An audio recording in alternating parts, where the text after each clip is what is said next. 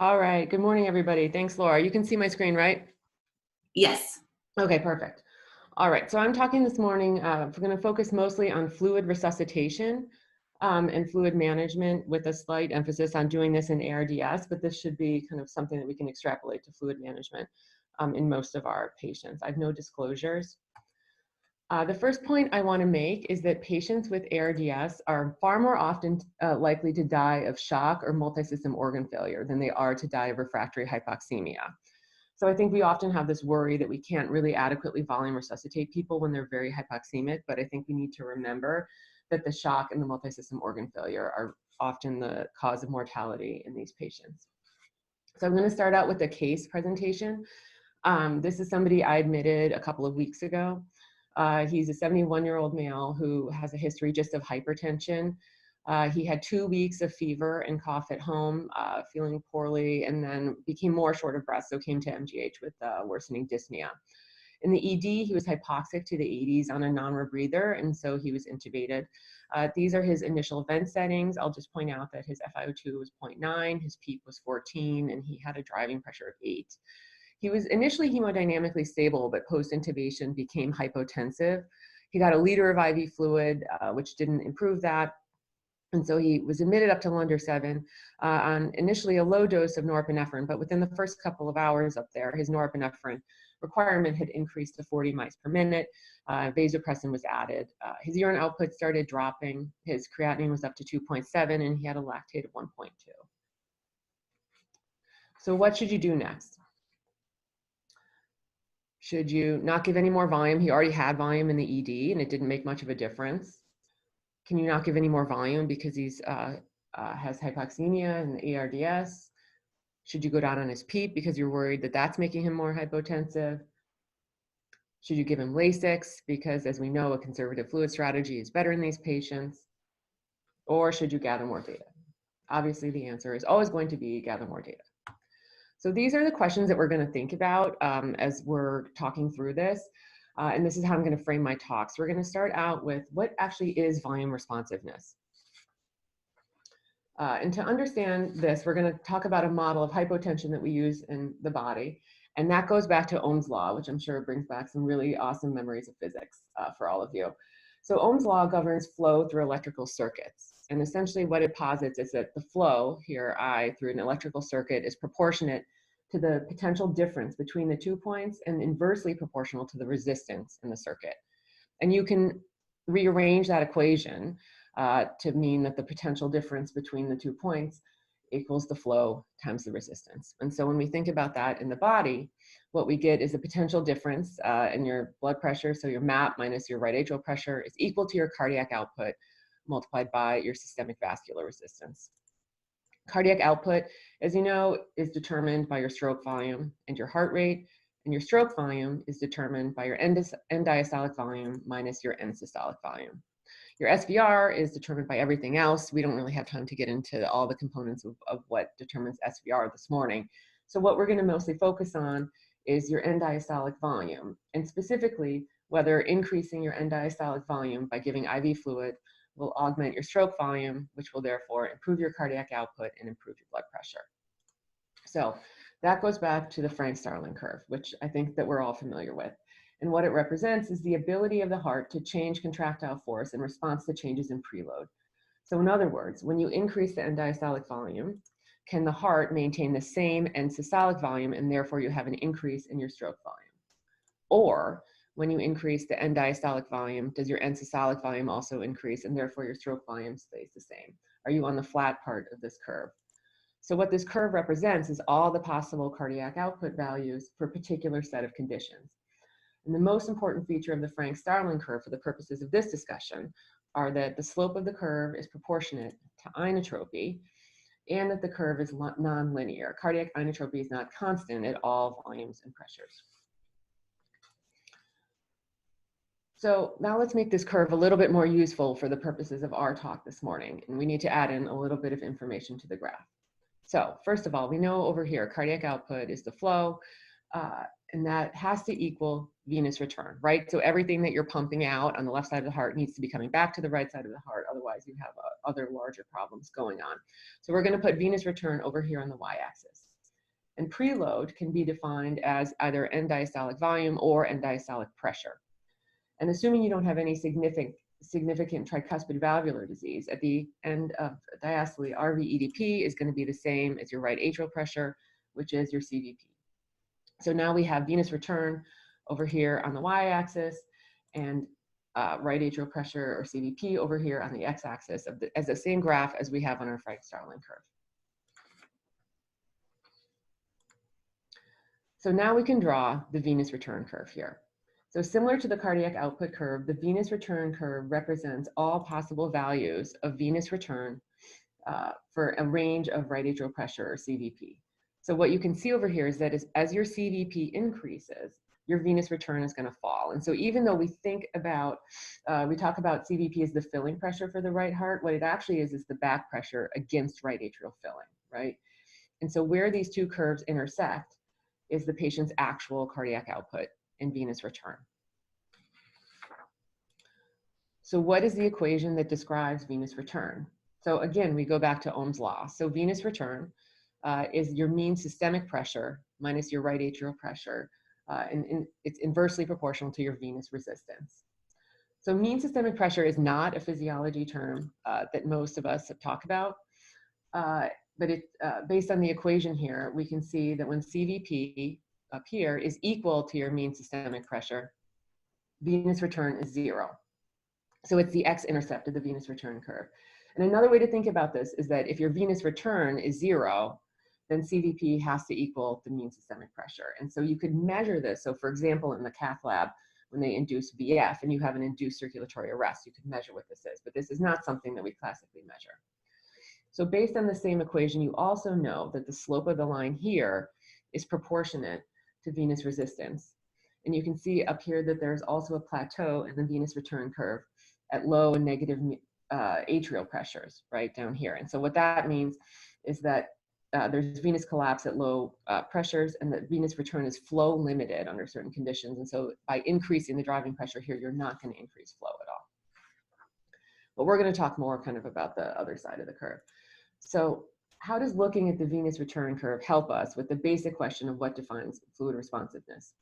So mean systemic pressure is determined physiologically by the volume in the venous system and by venous compliance. So if you add volume to the system, for example, with IV fluid, you can therefore increase the mean systemic pressure down here. And the successful fluid challenge, therefore, shifts this curve to the right.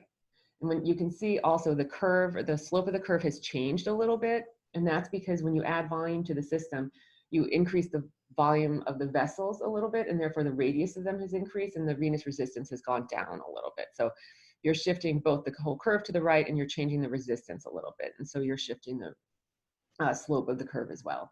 And so when you shift the curve to the right, you'll see that the cardiac output has also improved. So this patient is fluid responsive, meaning that you gave IV fluid and you increased their cardiac output, and you should improve their blood pressure and organ perfusion, hopefully.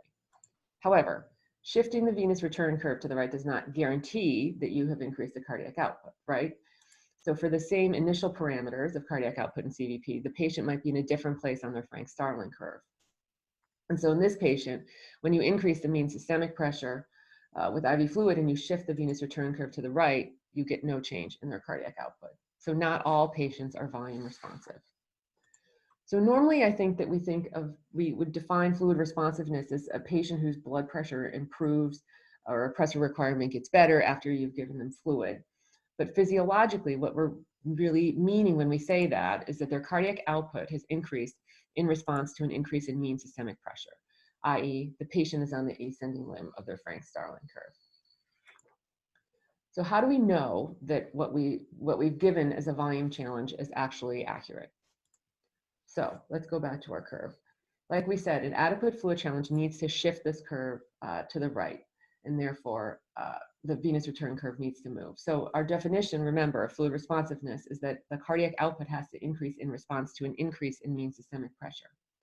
So if you give 4 liters of blood or fluid to somebody who's hemorrhaging or who's profoundly volume depleted, you may not increase the mean systemic pressure down here.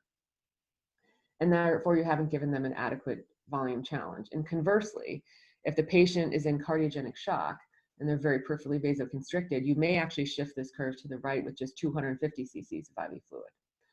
But remember that if you haven't increased the mean systemic pressure, then you don't know if they're fluid responsive, because the way we're defining fluid responsiveness is by saying that they have an increase in their cardiac output in response to fluid. So in a patient who has cardiogenic shock and peripheral vasoconstriction, the slope of their venous return curve and their Frank-Starling curve is going to be very different. So what this means, they have a lower cardiac output at the same or even a higher CVP. And additionally, their venous system is replete and vasoconstricted. So a small volume challenge, like I said, is going to lead to a shift of the mean systemic pressure and therefore the venous return curve. So in this patient, you can see that, look, they got 250 cc's of IV fluid, and they're also not volume responsive, meaning their cardiac output did not change with a volume challenge. In contrast, here's a patient who has normal or augmented cardiac function and low venous resistance, and their curve might look something like this. But they might require 4 to 6 liters to do that. Remember, our patient that we were talking about earlier got 1 liter and was declared not volume responsive, but he probably didn't get enough of a volume challenge to really move his mean systemic pressure. Both of these patients had the same starting CVP, but each required a very different amount of fluid to increase their mean systemic pressure, and each had a different response to fluid. So how do you know when you've given enough fluid? Remember, we've been talking a lot about increasing the mean systemic pressure here, but you can see that the CVP also increased when you shift your venous return curve to the right. So here's the CVP at the beginning, and here's the CVP at the end. So an adequate volume challenge is therefore sufficient intravascular volume to achieve an increase in mean systemic pressure, and that is going to be reflected by an increase in CVP of at least 2 millimeters of mercury or 2 to 3 centimeters of water. And so this volume, like I said, is going to vary greatly, and the amount of fluid required to increase the mean systemic pressure is going to depend on the volume status of the patient and the degree of their vascular tone. But what you can't say, and I think that this comes up all the time on rounds, is that someone has failed the volume challenge if their CVP went from 10 to 10 with however much fluid you gave them. So you have to change their CVP to really say that they're not volume responsive. How can we do this ahead of time? How can we predict whether or not somebody is going to be volume responsive? So we're talking a lot about CVP. So does CVP predict whether or not somebody's going to be volume responsive? It's a nice measurement. It's readily available. We have it in most of our patients. And CVP has been used for a long time, but became particularly popular in the early 2000s after the Rivers paper was studied or was published. And so this was a paper of early goal-directed therapy in septic shock and kind of popularized the idea of having a target CVP of 8 to 12. So I'm going to talk about the Rivers paper for a little bit. It was a single center trial of 260 patients who came to the ED with septic shock. And this was the protocol they used. So it was called early goal-directed therapy. And so you had all these physiological goals. So the patient came into the ED, they had a central line and an A line placed, and then they tried to achieve all these goals. So their target CVP was 8 to 12 on this protocol here. If it was less than 8, you got volume to achieve a CVP of 8 to 12. And then if you were still hypotensive, you got pressors. Then they also were doing continuous monitoring of the SCVO2. And if your SCVO2 was less than 70, you got either red blood cells or dobutamine. And if you hadn't achieved all these goals, you kind of went back through this algorithm. And if you did, you got admitted to the hospital. So the reason that this paper was so popular or gained a lot of traction was that there was a significant mortality difference. So in the standard therapy arm, there was a 46% mortality compared to 30% in the early goal-directed therapy arm. So this was a huge game changer, right? Most of our critical care trials do not show this degree of a mortality difference. And so people became very focused on getting this target CVP of 8 to 12. But I'll just point out in the paper, when you look at the patient's CVP compared between arms, so this is at baseline here, in the standard therapy arm, their baseline CVPs were the same, both fairly low. But at 6 hours at the end of the protocol, even the standard therapy arm had a CVP of almost 12. And so really, you can't really invoke that targeting a CVP of 8 to 12 is what drove the mortality difference in this paper. So of course, people tried to recreate this.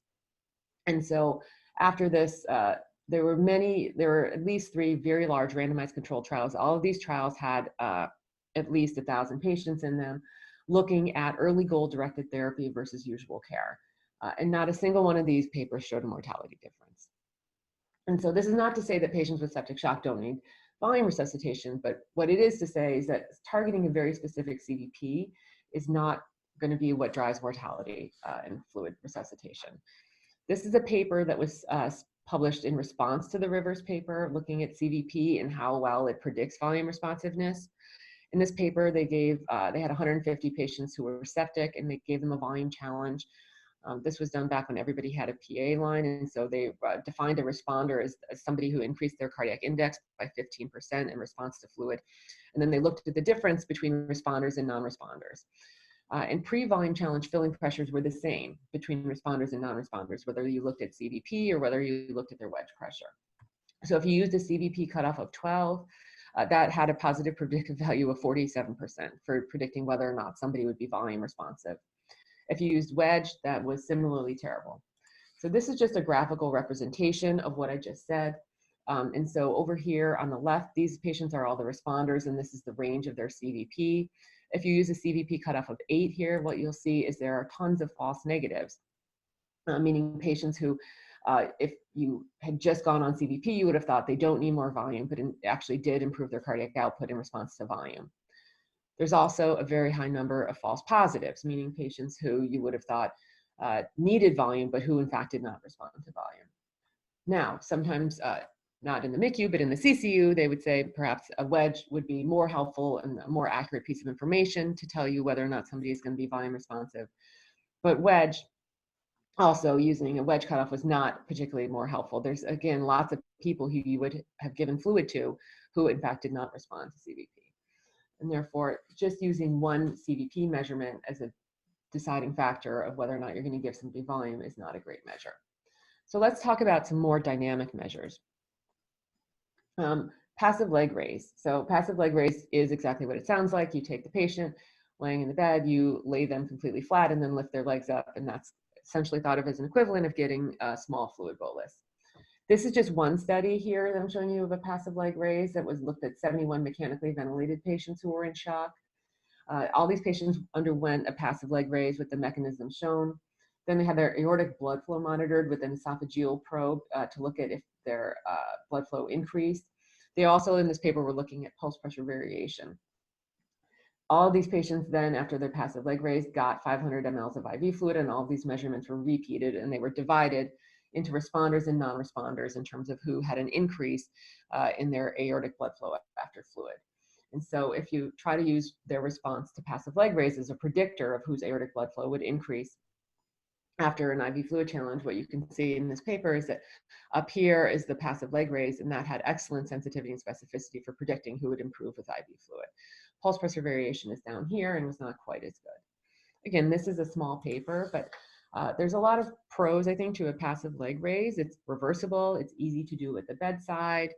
However, there are some limitations, obviously. So radial pressures are not going to be as sensitive as of a direct measure of cardiac output in assessing response. You know, we're not measuring aortic blood flow via an esophageal probe in these patients. We talked briefly a little bit about how that might not actually be sufficient volume to raise the mean systemic pressure, right? So the volume that you have in your legs may not be enough. Some people need 4 to 6 liters of fluid, like we talked about earlier. So that may not be sufficient. And I think this is especially true in the COVID patients that we're taking care of who may have significantly elevated intrathoracic pressures that may blunt the increase in venous return. And so you may not actually get the kind of bolus that you're thinking that you're giving with this test. And I think my other personal experience with these patients is that they don't tolerate moving very well. And so even though this is kind of a procedure that is quote unquote easy to perform at the bedside, a lot of these patients don't really love being laid flat and moving around. So that might not be as appealing in this particular patient population. I just had briefly mentioned pulse pressure variation. So what that is how much does your pulse pressure change over the respiratory cycle? So this is just one paper looking at pulse pressure variation. Up here, you can see the airway pressure. So what happens is when you have increased intrathoracic pressure during a positive pressure breath, you'll end up with decreased venous return. When you have decreased venous return, you therefore have decreased right ventricular output, as we've already talked about.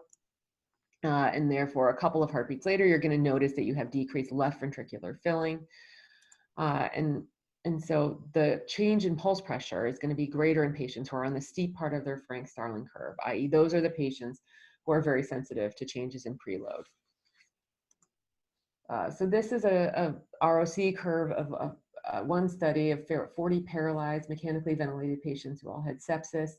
They all got a volume challenge with 500 mLs of starch. And they defined responders here as those who had a 15% increase in their cardiac index after a volume challenge.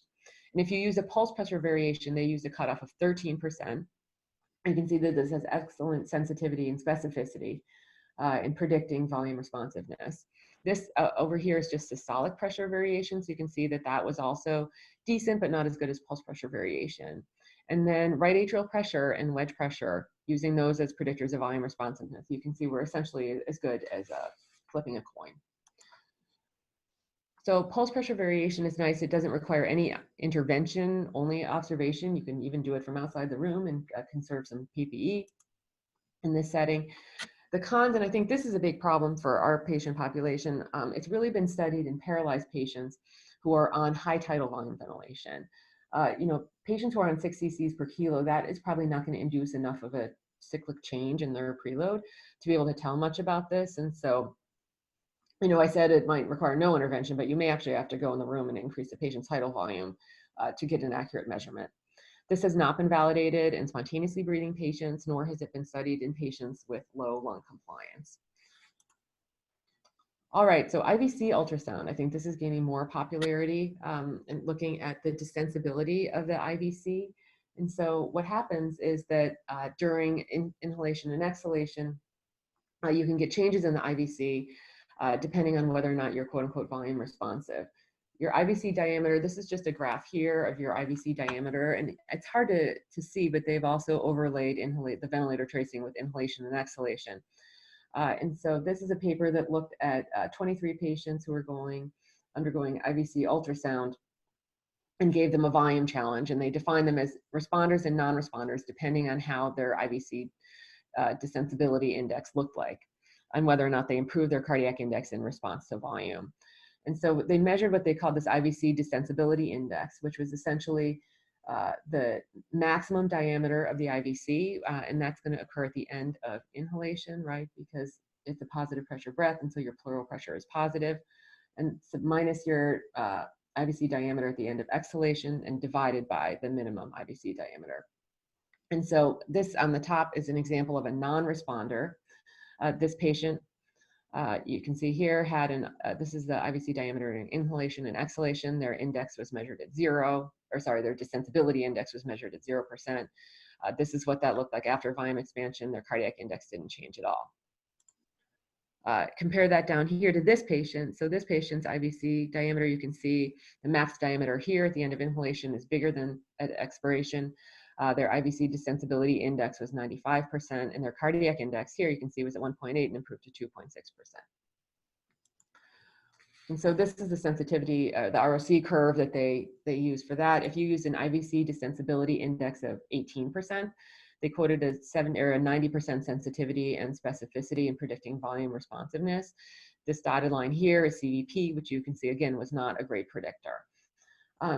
Just this year, there's a systematic review published of 20 studies that were looking at IVC distensibility index, and it showed that it's a reasonable test. They didn't have quite the sensitivity and specificity here, but the numbers were in the 70s, so that may be a more reasonable option. The pros of this are that it's been looked at in both spontaneously breathing and mechanically ventilated patients, but the limitations are it requires a passive patient. And you must have an experienced operator. I don't know about any of you, but my IVC ultrasounds don't tend to look as good as those pictures I just showed you. So it's a little bit of a trickier measurement, but can be very helpful. So to predict if someone is volume responsive, I think the take home here is that dynamic measures are generally better at predicting volume responsiveness than our static measures. So what are the implications of this in ARDS? I mentioned very briefly at the beginning the FACTT trial, and now we're going to get a little bit more into the FACTT trial. So the FACTT trial was, based on the knowledge that ARDS is a form of non-cardiogenic pulmonary edema, where you have increased hydrostatic pressure, you have decreased oncotic pressure, and very leaky capillaries. And what that the end result of that is that you have lots of fluid in the lungs. And it's often difficult to know. I think we spend most of rounds every day perseverating on whether diuresis is going to worsen the cardiac output and end organ function, or whether the focus should be on decreasing lung edema. And so in the early 2000s, the ARDSNet investigators undertook this question by designing a 2x2 factorial trial. And so the FACTT trial stands for the Fluids and Catheter Treatment Trial. And they're asking two questions. One was, are these patients better monitored with a central line in CVP or a PA line in their wedge pressure? And then should these patients have either a liberal or a conservative fluid strategy? So they randomized 1,000 patients who had ARDS all within the first 48 hours of their diagnosis to either a PA line or a central line, and to either a liberal or a conservative fluid strategy. And we're obviously just going to talk about the fluid part of this trial. So this is the trial protocol. It's incredibly complicated. I'm just going to go through it for a brief second here. So like I said, on the left here is where the patients would fall depending on their category. So you either had a CVP or a wedge being followed. And then within those two arms, you either had a conservative or a liberal fluid strategy. And these are kind of the ranges. That's how they divided either wedge or your CVP. And then over here, there's boxes numbered 1 through 20. And depending on where you fall in all of these categories, you would go into this box and then get this particular intervention. And then everything would be reevaluated a few hours later and you would move on. I think the most important piece of this that I want to point out to you is that if these patients had a MAP less than 60 or on a pressor, no matter what arm you were in, you got pressors or a fluid bolus. So nobody is getting diuresed on pressors in this trial. Your shock had to resolve before you were going through that. Once your MAP was normal, you would come over here and they would look at your urine output and then whether or not you had effective or ineffective circulation, depending on either what your cardiac index was or if you had physical exam findings of cardiac output, of poor cardiac output. And then those patients here would kind of get fluid, dobutamine, Lasix, et cetera. But the most important piece is down in this bottom right corner. So these patients all had good urine output. They had effective circulation and a normal blood pressure. But you'll see here the main difference in the whole trial was that if your CVP was 4 to 8 and you were in the conservative arm, you would get Lasix. So even with a CVP of 4, you would be getting Lasix as long as you had good evidence of cardiac output. If your CVP was 10 to 14 in the liberal arm, you basically got nothing. Over here, if your CVP was less than 4 in the conservative arm, you got nothing. But if your CVP was less than 10 in the liberal arm, you were getting a fluid bolus. Even though you weren't hypotensive, you had normal cardiac output. And so these are the outcomes of that trial. So it was powered to look at mortality. You can see here, there was no mortality difference between the liberal or the conservative fluid strategy arm. However, there was a difference in ventilator-free days. So patients in the conservative arm were more likely to have had higher ventilator-free days. They also had more ICU-free days, not surprisingly. They had an improved oxygenation index and lung injury scores. And I'll also point out that, you know, we spent the first part of this talk on volume resuscitation, and that doesn't negate this FACTT trial outcome. So these patients were enrolled on average 43 hours after admission. And so, for example, like in the patient we first talked about, you know, it's okay to volume resuscitate people right away, and you can still kind of do this goal-directed therapy of the FACTT trial afterwards. Those two things are not mutually exclusive. I'm going to talk briefly about diuresis and with albumin because I think that comes up every once in a while. It seems to be kind of aesthetically pleasing because all of these patients have low protein levels. There's not a lot of data for it. I'll just go over a couple of trials. This is a randomized controlled trial of only 37 patients who had ARDS who had low protein levels. They were randomized to Lasix plus albumin versus placebo. And this is just a graph of their P to F ratio over time. And you can see that those in the treatment arm had a change in an improvement in their P to F ratio more so than those in the placebo arm over 7 days, although that kind of at the end is not that particularly different. The same group followed up with a study, a similar study of 40 patients with ARDS who had low protein. This randomized people to albumin plus Lasix drip versus just a Lasix drip alone. On the left here is their fluid balance. So you can see the patients who got the Lasix drip plus albumin had a significantly more negative fluid balance. And on the right here is the change in the P to F ratio. And those patients also had a bigger improvement in their P to F ratio. So there may be some enhancement to diuresis with albumin plus Lasix, although it's expensive and it's not clear that that's never been shown to improve outcomes. So back to our case, our patient's pulse pressure variation was 20%. He got 2 liters of LR. With that, his CVP improved from 3 to 8. and his norepinephrine requirement improved from 50 to 16, and his urine output went up significantly. So he was clearly volume responsive, but just had not had enough of a volume challenge before coming to us. So the take homes, I think we really need to think about the venous return and the Frank-Starling curves when managing the patients, and think about physiologically, what are we doing when we're volume resuscitating them? If the CVP isn't changing, it's hard, i.e. impossible, to interpret the effect of your volume challenge. I think dynamic markers are likely better than static markers when predicting volume responsiveness, although all of these things are going to have their limitations. And then volume removal in ARDS is beneficial, with the caveat that that is true once their shock has resolved. So with that, I'll wrap this up. I do want to say thanks to Catherine Hibbert, who asked me to do this talk and then gave me all of her slides. And so these have been modified a little bit, but this is primarily Catherine's talk. So Laura, do you want to go through any questions that came up? Yeah, the chat has been quite quiet. So if anyone has any questions, please put in the chat and we can ask Angie. But there's no current questions up there, but let's give it a couple minutes, because you did a really great job going through all these things, but there can be a little, there's a lot of small details that people might have questions about.